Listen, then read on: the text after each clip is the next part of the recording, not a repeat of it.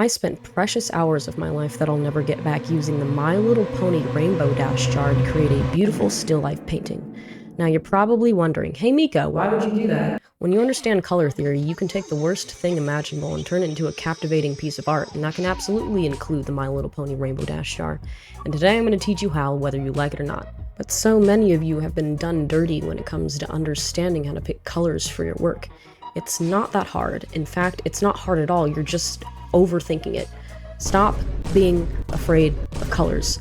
I swear to God, if I see another grayscale to color tutorial, I'm gonna Kurt Cobain myself. You're not helping yourself as a fledgling artist by giving yourself a handicap. The idea behind grayscale to color is, I guess, you're meant to preserve your values while you're making them, and then later when you're comfortable, you add color back in. That doesn't make any sense to me. What do you mean, preserving your values? What does that mean? Dude, you are overthinking this so goddamn hard. Value is not as mysterious as you think it is, and I need you to relax. Color is going to affect your values anyway, because every hue has a different value to it. So doing a bunch of blending mode witchcraft bullshit isn't going to save your artwork, it's just going to make it look really weird. The blending modes themselves also affect your values and also your saturation, and you're not accounting for the scattered color of the sky and the items in your environment, blah blah blah. What does all that mean? Why should you listen to my color theory video as opposed to the millions of other ones that are around? Because mine is cooler. Shut up. So sit down, shut up, put on some Subway Surfers if you gotta, do whatever you need to do, because your bitch ass is gonna learn today. Here I have painted 2 balls. Can you tell which one I painted normally and which one was in grayscale to color? Obviously, I'm being a little hyperbolic here. With enough elbow grease and time, I could probably get the grayscale to color one to not look like shit, but I'm using this as a demonstration to show you the kinds of mistakes I see the most often with this strategy, because people want to ignore color theory and light really bad. So first, let's talk about what's wrong with this one, and there's a lot wrong with it. There's no hue shift between the diffuse color and the shadow color, and basically light in real life does not work like this. There's also no bounce light being emitted from the table, and depending on which blending mode you use, it's going to warp your values. Don't believe me? Here's a fun little trick that you can use in Photoshop to check your values as you're working. Sorry if you're using Clip Studio Paint or something like that, I don't know how to use that stuff. Go to View, Proof Setup, and select Custom. This menu should appear, and where it says Device to Simulate, you're going to want to select Working Gray Dot Gain 20%. Now every time you press Ctrl Y, you can swap between your colors and their true values. Now let's turn off this blending mode layer to reveal the grayscale underneath. Press Ctrl Y again. Without swapping back to our colors, let's turn the orange overlay blending mode layer back on. See that? Using the overlay blending mode changed the values. So let's try the color blending mode. Surely Mika is just stupid and used the wrong blending mode. Oh wait, would you look at that? It's even worse now. Stop doing this shit. To get this one looking more natural, you're gonna have to go back in and color correct the absolute shit out of it. And that probably includes spending 30 minutes fucking sliders around in a gradient map. But at this point, it's probably just faster if you learn how color and light work. If you enjoy pushing sliders around, maybe consider becoming a VFX compositor instead, or maybe a 3D look development artist, and leave the actual painting to the people who actually enjoyed doing it. The thick and juicy meat of this tutorial is obviously how I go about picking colors, but we can't talk about color without talking about light and value briefly for any of the art newbies out there that might be watching. With identical colors applied to the other side as local color, let's focus on giving it volume using shadows, and I guess this is the part where people get paranoid that they'll apply bad values to their painting. With enough practice, you'll get pretty good at eyeballing it, but for now, here's a little tip for how to get consistent shadow value throughout your entire painting. Point sample the local color and take a look at its value. The value of your core shadow, or the darkest part of your form shadow where the least amount of direct light or bounce light is going to hit, is going to be roughly halfway to pure black. It's a pretty good rule of thumb. This isn't the case for every picture ever, but it's a pretty good place to start if you're that paranoid. like a set of training wheels. Take for instance this picture of JD Vance that I don't remember saving on my computer. Why the hell do I have this? Let's sample the local color of his suit. Its value is 31. Now, let's sample an area that is within the core shadow. Oh, would you look at that? The value in this area is 12. It's not an exact mathematical formula, but it will get you within range of where you want to be. Value is not the only thing we're concerned about because we haven't spoken about light yet. Notice how in the sphere on the left, the form shadow feels very bland since there's no hue variation. The darker areas are simply descending in value and getting closer to black. In a vacuum, this is correct, but we're not in a vacuum. There are other elements in this scene. You've probably been told that lights are always warm and shadows are always cool. Wrong. Lights and shadows are situational. It depends on what's in your scene and where you are. There is this blue table that would bounce its own light onto the sphere and cause a shift in hue. Let's also assume, for the sake of argument, that we're outside or have access to a window and we're on planet Earth. So the overall form shadow color would be cool because the shadow color comes from the scatter color of the sky, which is blue. The sky is technically just a secondary light source. It's not truly a shadow. The face value definition of a shadow is that it's an area where there's no light at all, and if there was no light at all, the shadow would just be black. In photography terms, the sun would be your key light, and your sky, or your shadow color, would actually be your fill light. So in painting, your shadow color isn't necessarily cooler than your key light. It's just the color of whatever your fill light is. You've probably noticed this if you've ever been brave enough to hit the club, where there's very intentional colored lighting everywhere. I know I'm not brave enough for that. You'd never catch my autistic loser ass anywhere near a closed indoor space with too many people and really loud music. So here's photographic proof right here. The key light here is blue and cold. The fill light or shadow color is red and warm. I think I saw a video on like a bad art advice TikTok compilation that said that the shadow color and the light color are always opposite of each other on the color wheel. No, they're goddamn not. I'm begging you people to Google things and stop taking advice from people online at face value. Hell, I think you should even Google my strategy here, and if I'm wrong, I would love for you to point it out and tell me so that I could learn something and improve my artwork. Or, I don't know, go outside and look at stuff. Consider using your fucking eyes. If you don't want to go out and touch grass, then I can reasonably assume that you have 3D modeling software downloaded on your computer. So fire up Maya, create a sphere, add a light, and start fucking around and Arnold and check and see what the lights do to your sphere.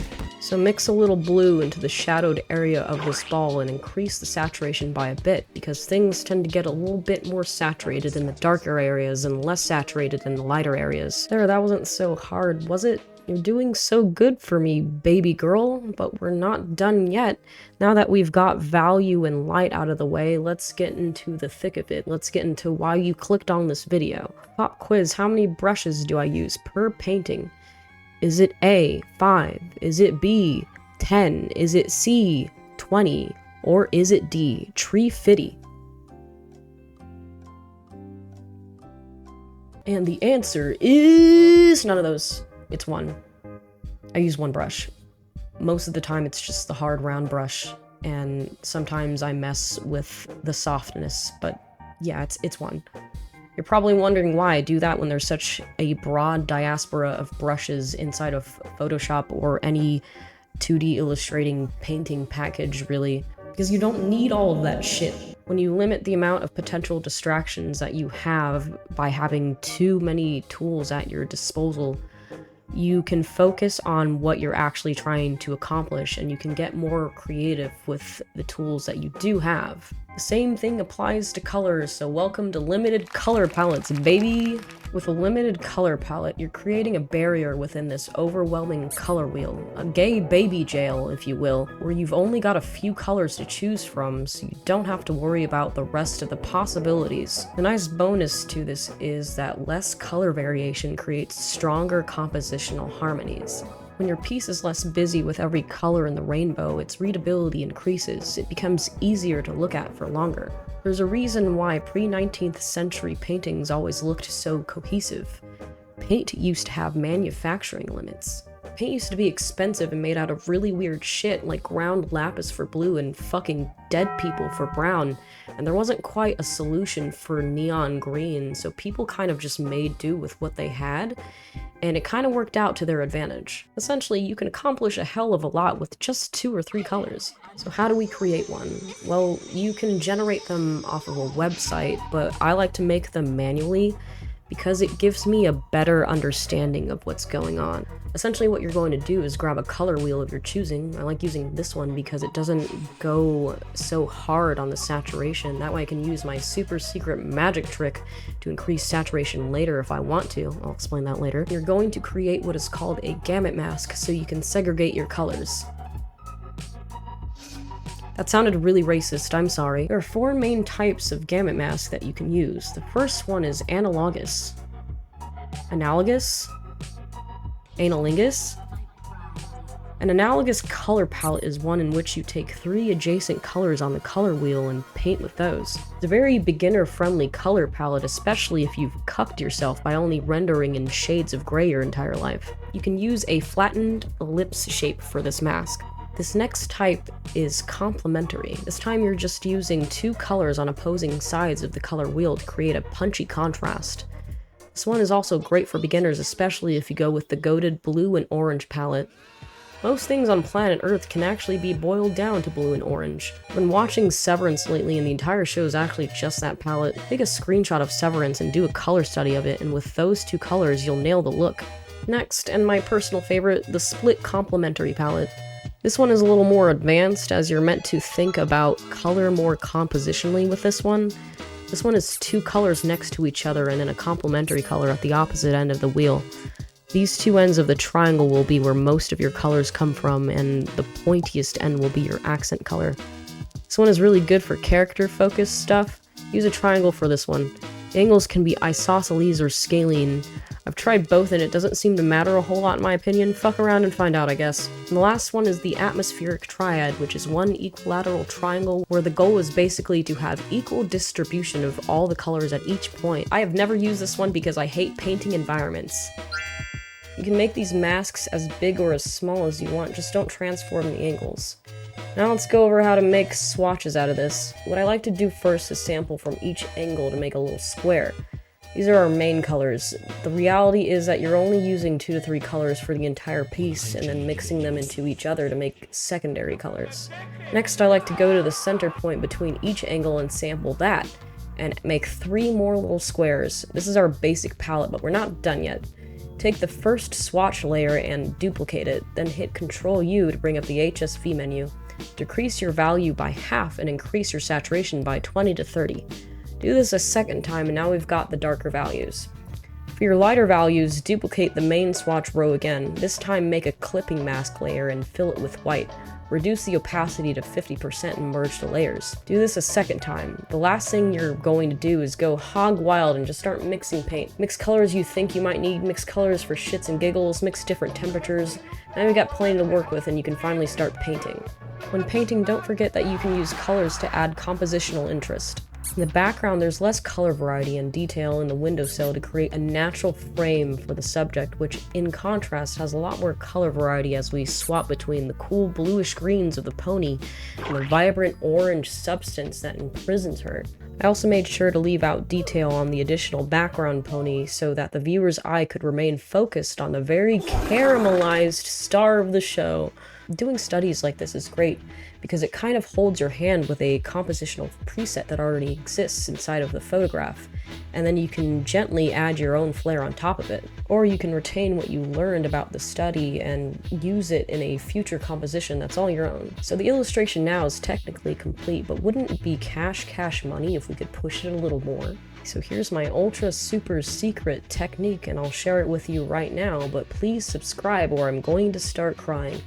Remember earlier when I said using color correcting to fix your bad painting skills was stupid and if I ever caught you doing it I would come to your house and John Lennon your family? Well, it would be really weird if you did remember that because that's not what I said. Color correcting a grayscaled image is indeed stupid and inefficient, but what I like to do on every finished 2D illustration done the proper way and also on every one of my 3D renders is at the end, I do a little bit of color correcting magic to give it that extra cinematic flair. There are any number of post-processing techniques you can add in this last phase.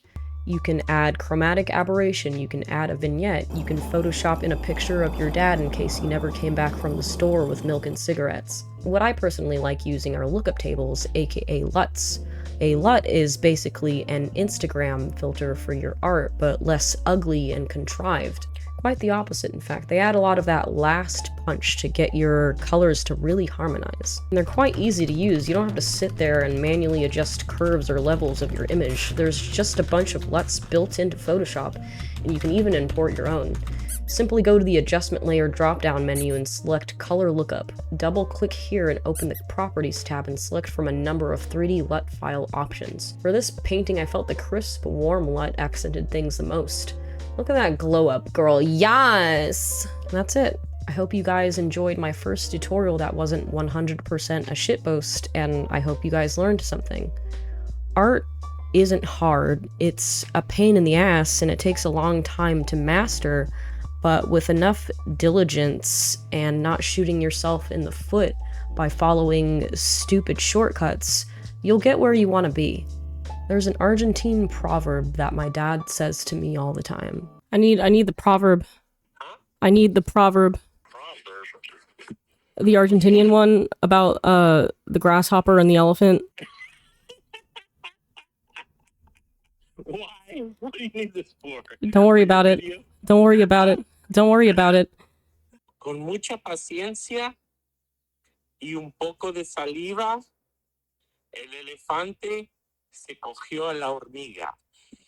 Cool, now say it in English. With a lot of patience and a little saliva, the elephant fucked the ant.